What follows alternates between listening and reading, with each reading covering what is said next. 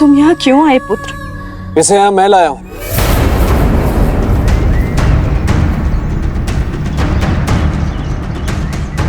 महोदय, आप कौन?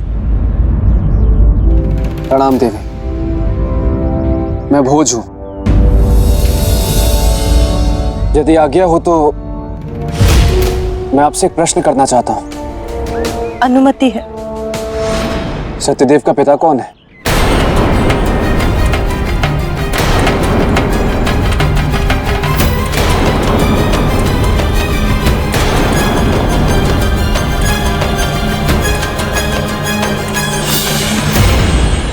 इस स्त्री ने तो रहस्य का वातावरण बना दिया है।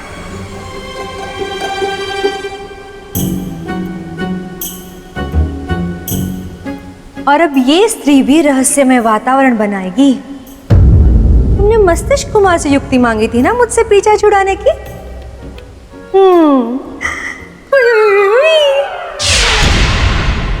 ये है मेरे प्रेम का प्याला, इसे पीते ही तुम पहनाओगे मुझे वरमाला। मैं नहीं जानती। नहीं जानती?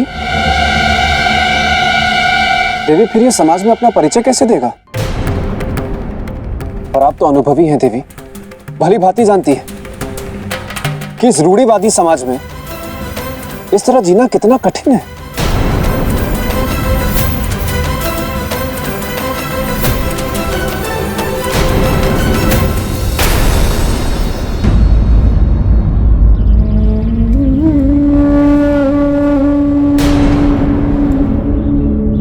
सत्यदेव के सुनहरे भविष्य के लिए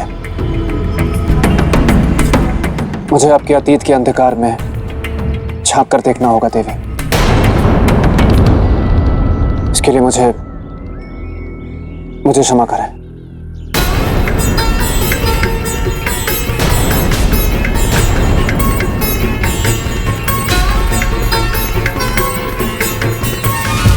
बात उन दिनों की है जब मैं सिद्ध ऋषि देवमणि के आश्रम में सेविका थी। वहाँ बहुत सारे ऋषि, सबको सिद्धियां प्राप्त। क्षमा करें गुरुवर, आज पंचामृत के लिए दूध की व्यवस्था नहीं हो पाई। आज गाय ने दूध नहीं दिया।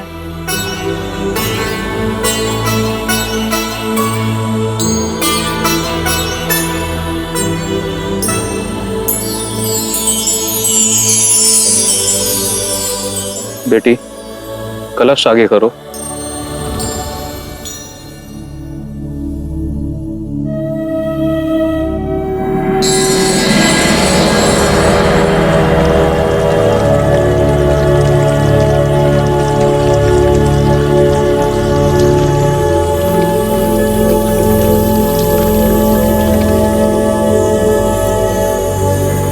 जाओ, पंचामृत बनाकर ले आओ।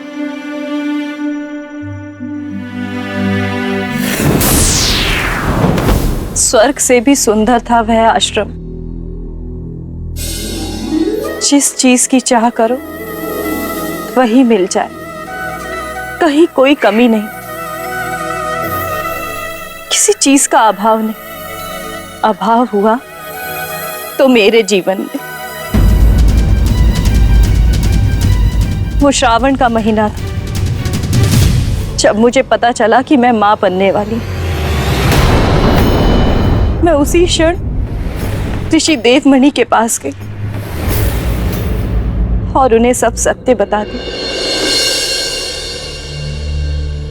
गुरुवर, मैं इस बात से अनजान हूं कि मेरे साथ जो हुआ वो कब हुआ, कैसे हुआ, किसने किया। पर इतना अवश्य जानती हूं कि जो भी हुआ है वो यही किसी आश्रम में हुआ है। झूठ बोल रही है ये स्त्री।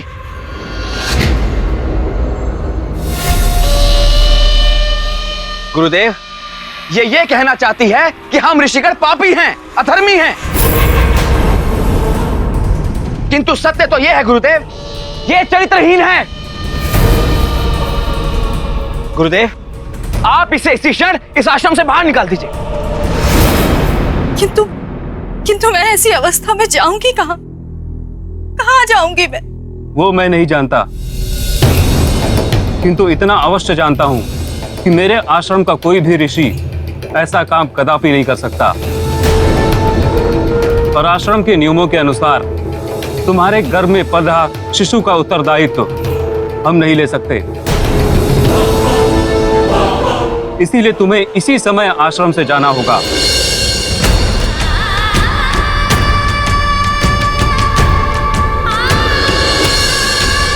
क्या मैं अब भी दोषी कि मैंने अपने पुत्र को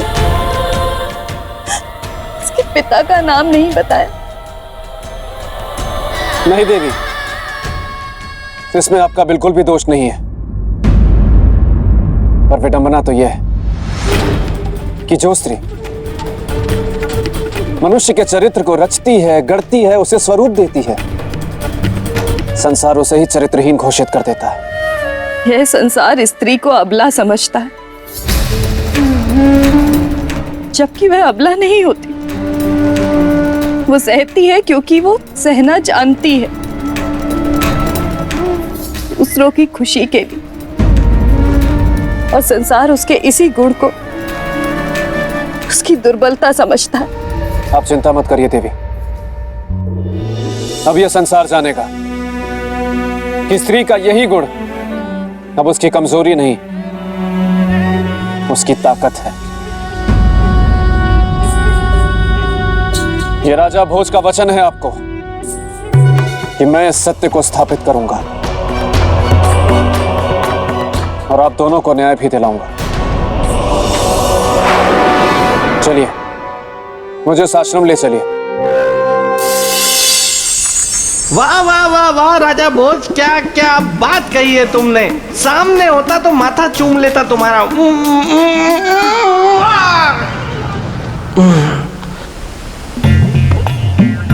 अच्छा हुआ किसी ने देखा नहीं।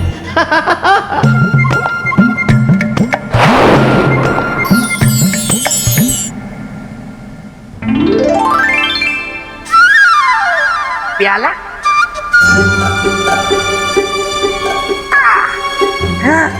प्याले में शरबत।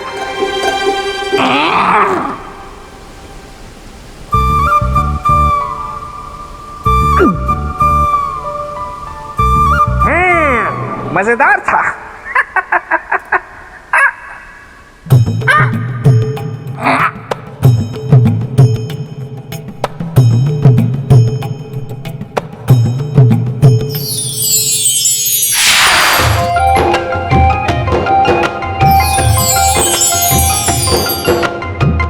हुई हुई हुई हुई।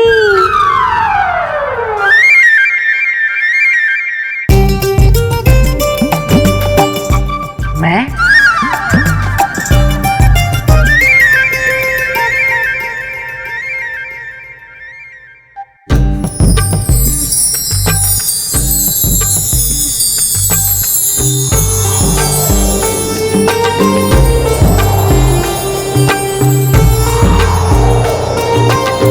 तेरा साहस कैसे हुआ हमारे इस पवित्र आश्रम में आने का, चरित्रहीन स्त्री?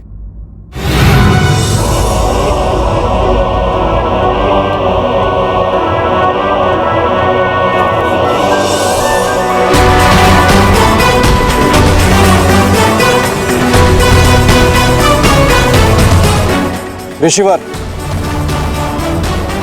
किसी स्त्री को अपशब्द कहना, उसे इस तरह अपमानित करना आपके दुर्बल चरित्र को दर्शाता है। आप कौन हैं और इस चरित्रहीन स्त्री के साथ यहाँ आने का उद्देश्य? मैं महाकाल का भक्त उज्जैन नरेश राजा भोज, और मेरे आने का उद्देश्य है 15 वर्ष पहले स्थान पर हुए अन्याय को न्याय दिलाना। मेरे आने का उद्देश्य है 15 वर्ष पहले स्थान पर हुए अन्याय को न्याय दिलाना और स्त्री के साथ घटी घटना के सच को सामने लाना, ताकि एक पुत्र जो आज समाज में उपेक्षित है वो ये जान सके कि उसका पिता कौन है। आप कहना क्या चाहते हैं राजन? बस इतना कि आप में से जो भी स्त्री का अपराधी है वो अपना अपराध स्वीकार कर ले। राजा भोज, हम आदर करते हैं आपकी इस भावना का, किंतु राजन, बिना किसी ठोस प्रमाण के इस प्रकार किसी पर संदेह करना उचित नहीं है। फिर हम तो ऋषि हैं, बाल ब्रह्मचारी हैं। और राजन, जिस स्त्री के पक्ष से आप यहां आए, पहले आपको उसकी परीक्षा ले लेनी चाहिए थी। आपको यह जान लेना चाहिए था कि वो कितनी पवित्र है, कितनी सच्ची है।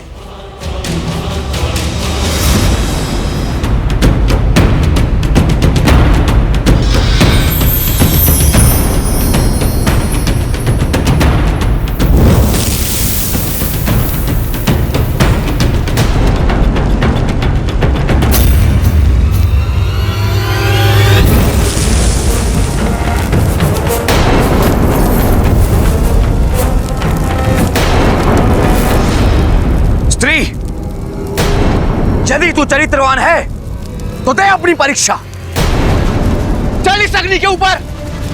यदि तू निष्पाप होगी तो बच जाएगी, अन्यथा इसी क्षण इस अग्नि में चलकर भस्म हो जाएगी।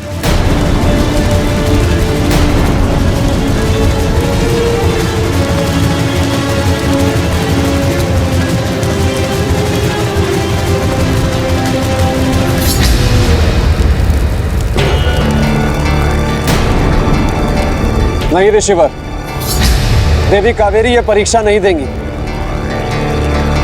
परीक्षा देंगे आप लोग। इस अग्नि में चलेंगे आप लोग। अब आप लोग ये सिद्ध करेंगे कि आप में से किसी ने देवी कावेरी के साथ कोई पाप नहीं किया। इसकी कोई आवश्यकता नहीं है राजन, हम जानते हैं अपने ऋषियों को। रही बात न्याय की, तो हम चाहते हैं कावेरी के साथ न्याय हो, किंतु बिना किसी ठोस प्रमाण के यह असंभव है। आपको प्रमाण चाहिए ना, तो ठीक है, मैं लाऊंगा प्रमाण और सिद्ध करूंगा कि वास्तविक अपराधी कौन है। आप अवश्य सिद्ध करें, निश्चिंत रहें, दंड के विधान पर कोई आंच नहीं आएगी। जय महाकाल।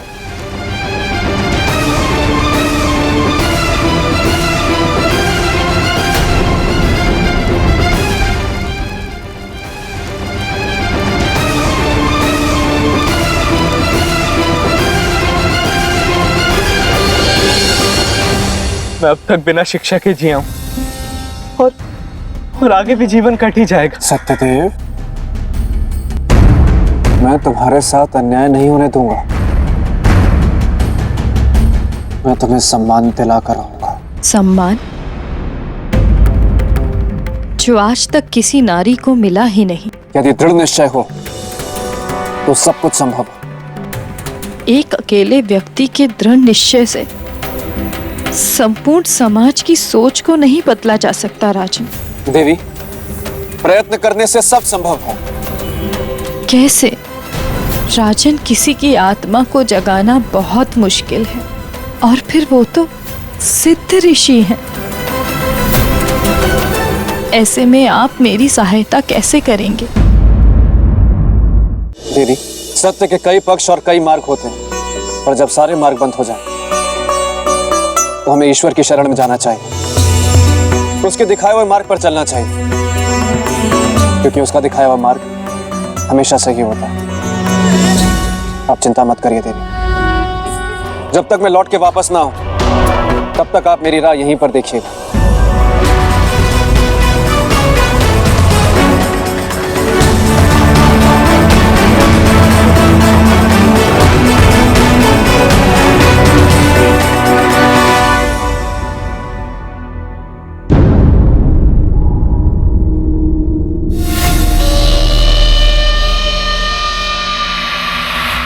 गुरुदेव, आप चिंतित लग रहे हैं। कावेरी की आंखों में तैरती वेदना की सत्यता को समझने का प्रयत्न कर रहा हूं, उसके पक्ष को जानना चाह रहा हूं। आज से 15 वर्ष पूर्व उसके चरित्र पर लगे कलंक का दुख उसके मन मस्तिष्क से अभी तक नहीं गया है। अंततः क्यों?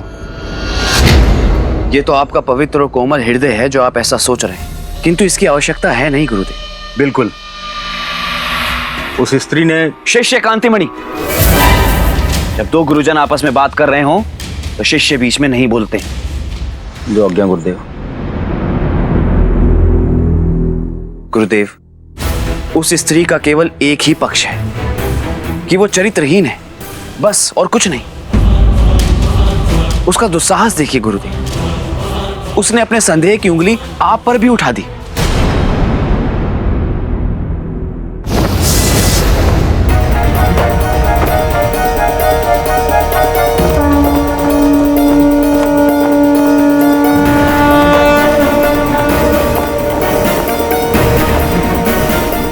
हे जगत जननी माँ काली, जब जब इस संसार में अधर्म और अत्याचार बढ़ा है, तब तब तूने ही इसका संहार किया। और आज तो तेरी ही एक बेटी पर अत्याचार हुआ है माँ, उसके चरित्र पर प्रहार हुआ है। मुझे मार्ग दिखा माँ, ताकि मैं कावेरी की चरित्र की रक्षा कर सकूं, उन सभी ऋषियों में से उस पाखंडी ऋषि का सच इस संसार के सामने ला सकूं। मेरी मदद कर पाऊं, मेरी मदद कर।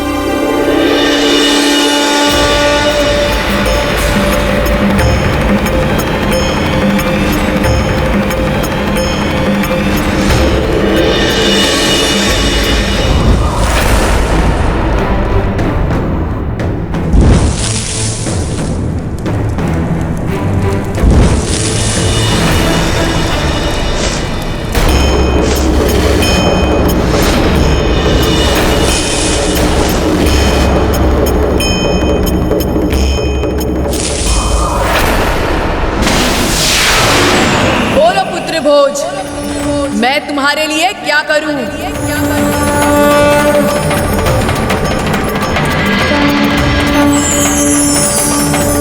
जय महाकाली। उस स्त्री कावेरी के साथ न्याय करो मां, और उस पाखंडी ऋषि का सच इस संसार के सामने लाओ मां।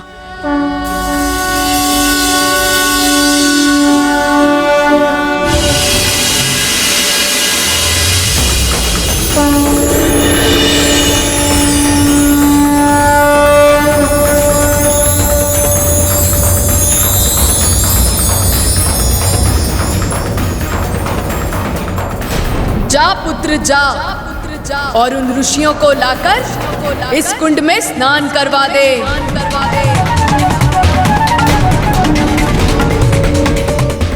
जो कायर पुरुष अपराधी होगा, उस कुटिल कामी पुरुष का सच सबके सामने आ जाएगा। जय महाकाली।